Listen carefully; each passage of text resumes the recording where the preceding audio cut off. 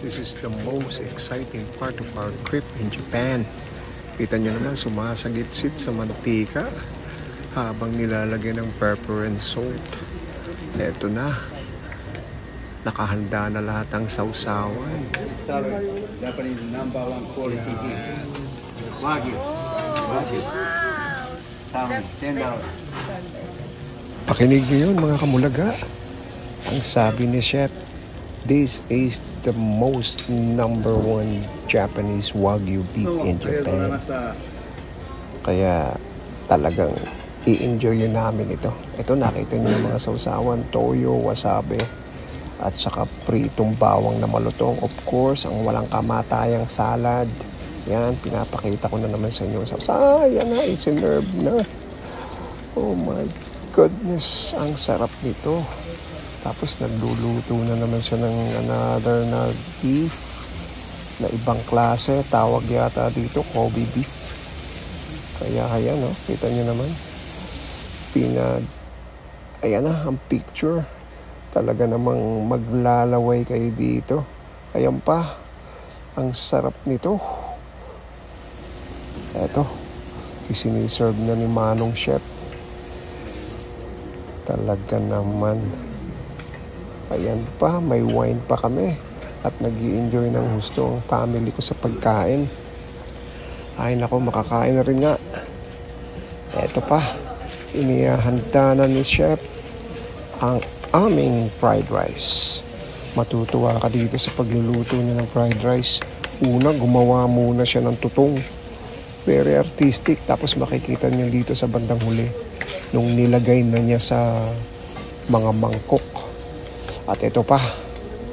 Ito yung pinakahihintay kong miso soup. Voila! Look at that. Very delicious. Kaya mga kamulaga, sana mag-subscribe po kayo dito sa aming channel. Ayan na, nilalagay na ni Manong Chef yung sinasabi ko sa inyo na mangkok. Tapos may artistic na tutong. Akala mo kung ano yung sidings na yun. Yung pala, pinalutong lang na tutong ng sinangag. Kita nyo naman, ang ganda, no? Very nice. Ano ba yan? Walang tigil lang kaluluto si Manong Chef. Ibang klaseng Wagyu beef na naman ito. Oh my goodness, look at that. Kung paano niya hatiin ng eksakto sa 5. Tapos yung hinahati niyang yun sa may kabila, yun yung pinakamasarap. Yun daw yung natutunaw sa dila pag isinubo mo. Kaya yan, tingnan natin ang gusto ito. Sigurado na naman ito. Yan, pinasisirko-sirko na naman niya. Rare lang kasi ang sabi namin sa kanyang klase ng luto. Kaya yan, no? Para siyang gymnast. Sumisirko-sirko na naman yan. Sinerve na. Tingnan natin ulit. Ang sarap. Oh my goodness. Yan. Tapos yan ang iba pang mga niluto niya. Sinerve na rin. Very artistic talaga si Manong Chef. Superb ang plating niya. Kaya very convincing na very delicious itong mga siniserve niya sa amin. Ayan, pinapakita ko sa inyo ulit. Yang yung Wagyu A5 beef. Nasabi niyang number 1 sa Japan. At kung paano niya niluto. Perfect ang kulay. Very colorful.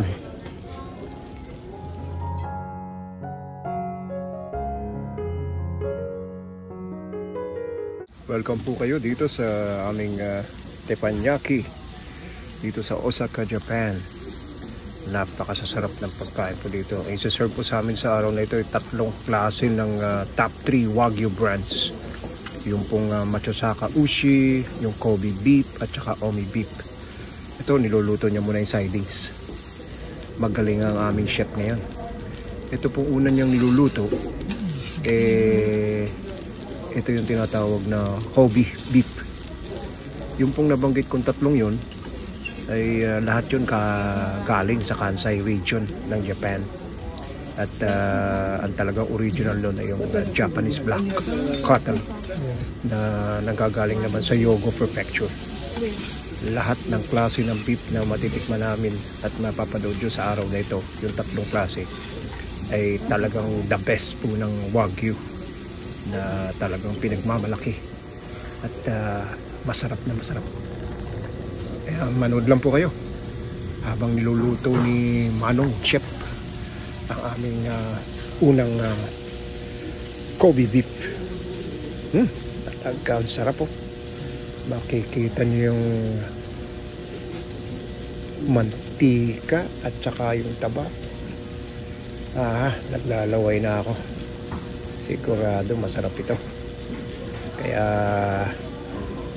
sasabihin ko po sa inyo kung anong pinakamasarap sa tatlo. Pero sa palagay ko, lahat ng klase ng beef na isi-serve ni Manong Chef, okay lahat ito. Eto na. Siniserve na ni Manong Chef. Kaya welcome po kayo sa Bulaga TV habang kumakain kami ng dito sa Teppanyaki Rikyu dito sa Osaka. Ito naman ngayon. Ito yung pangalawang beef na kanyang niluluto. Ang tawag naman po dito ay Matsuzaka Ushi.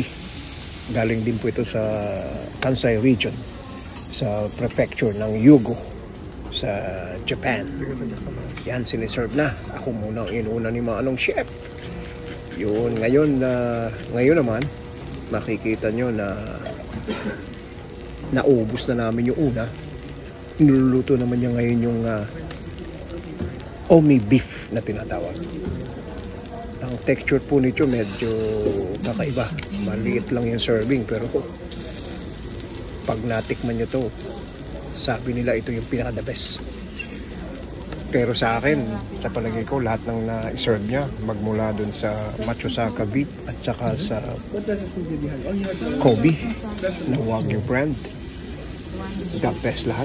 Wala akong tulak kabigin. Talagang pag isinubo mo, matutunaw sa dila.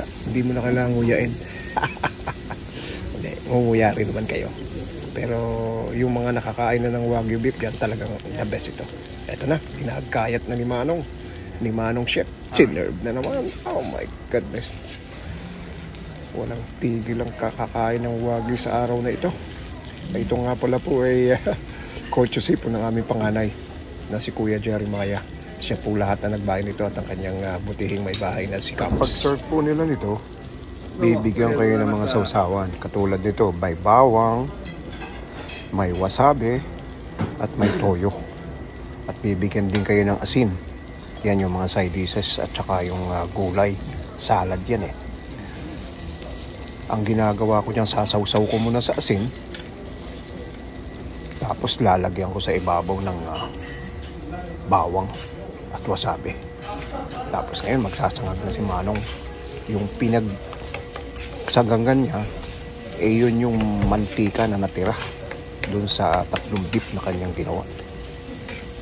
Kasi ang style ng teppanyaki, ang kanin huli para nandun talaga ang masarap na matitikman yung pagkain ng kanin. Tapos ito yung supo, tingnan nyo. Wow! Super sarap niyan. Kaya enjoy po kayo at kami enjoy na enjoy din. Ayan na. Pinagaganda at pinaghahandaan na niya ng lutuin ng masarap itong sinangag.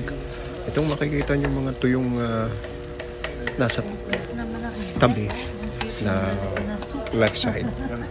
Yan po yung inuna niyang niluto. Kung sa atin ang tawag dyan, tutong. Pero kita nyo naman, ginawa niya ng style.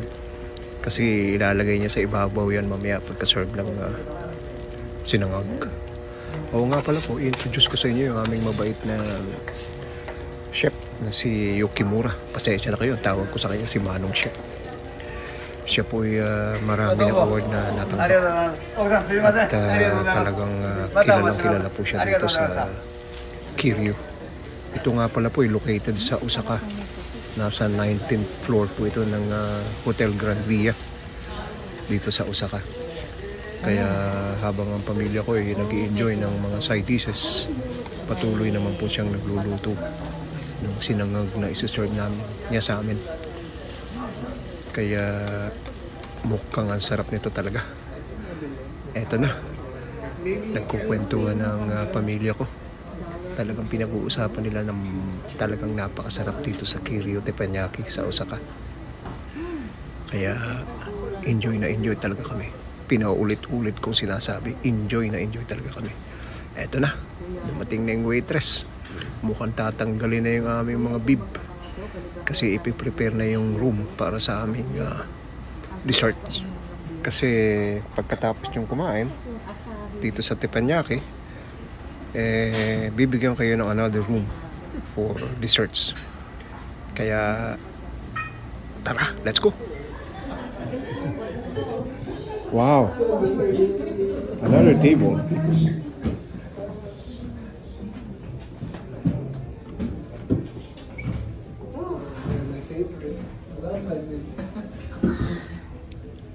This is one of my best meals. Kasi wala siyang bag. Ay kanina, ginaya ko siya. Ang nangyari kanina, Kams, siya naman ngayon na naghanap ng kanyang ticket. Ako, nawawala. Kung saan hinanap. Ako naging Susan, siya naging June.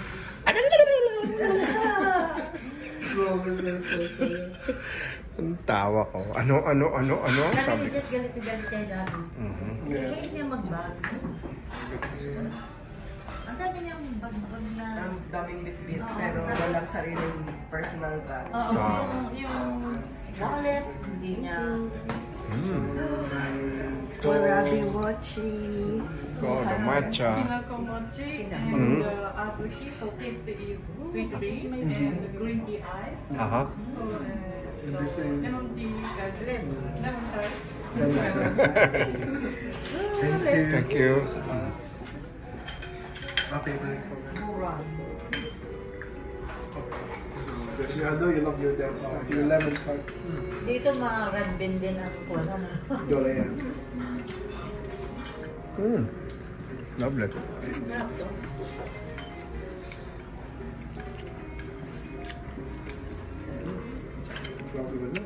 Ay, sa station. Wala pa akong Japanese food na sinabing hindi masarap.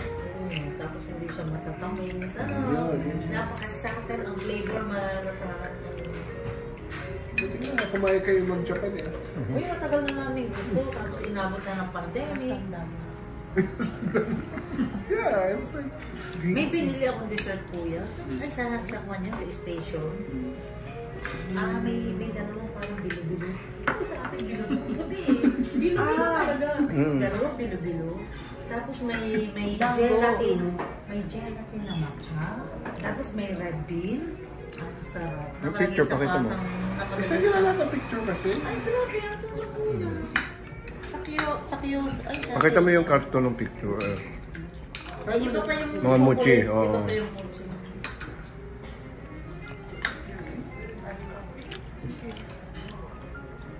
Nakakatawa sa St. Regis. 3 kasi kami.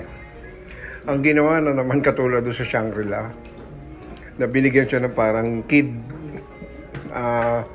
bed. Pinalis ni mami mo at masikip na. Ang lalaki kasi ng bed eh. Pwede ng 4 na matulog o 5 eh. Dalawa plus binigyan pa rin isang maliit. May bata. Bata.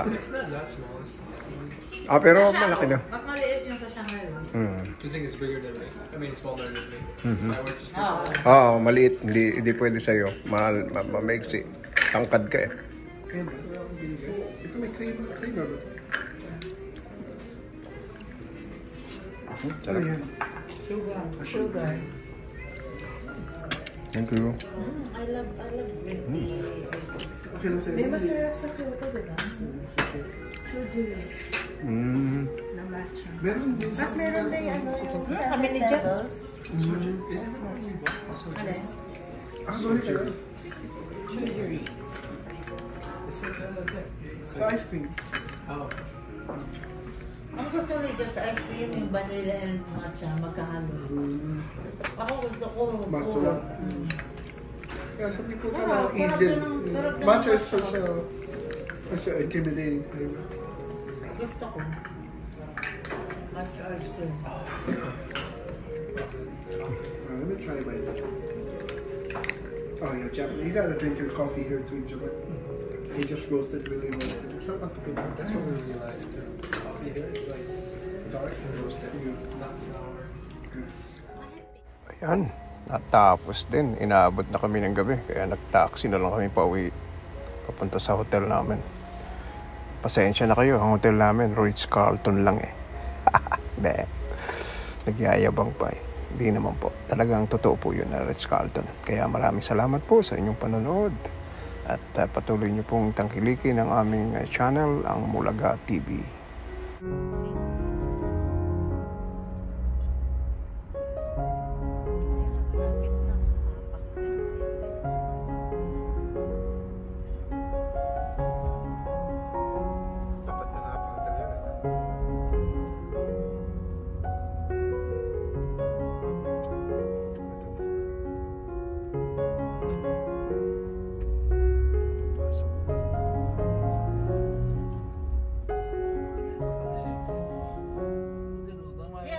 Yeah.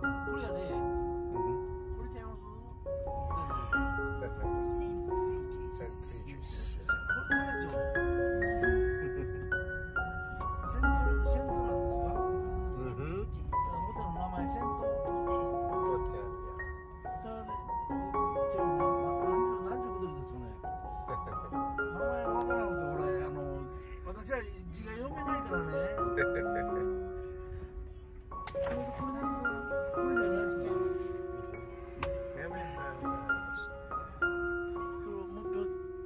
Here?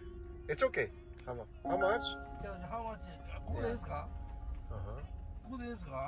Okay. Card?